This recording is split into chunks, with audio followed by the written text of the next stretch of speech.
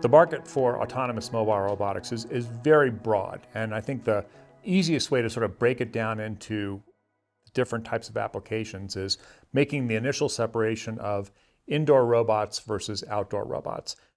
Indoor robots have actually been around for a long time, and some of them have been navigating somewhat autonomously by using physical infrastructure, whether it's beacons or tapes on the floor or things like that that actually tell the robot where to go.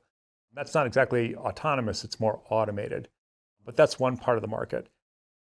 The other part of the market is outdoor, and that's a completely different challenge than indoors because it's a heterogeneous environment, it's unstructured, it involves different types of terrains and surfaces, and it's largely uncontrolled.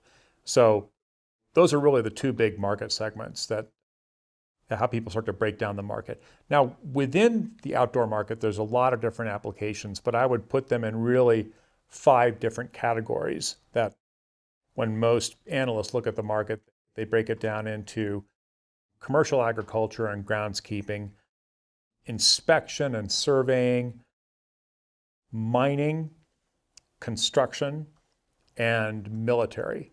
And again, military is sort of a broad term that can cover both federal government and military applications. But those are really sort of the 5 big buckets that people look at the market as right now. You can play in any of those, but again, you want a part of the market where people are looking for a business value and a business proposition for that autonomy will give them in their particular market and their particular application.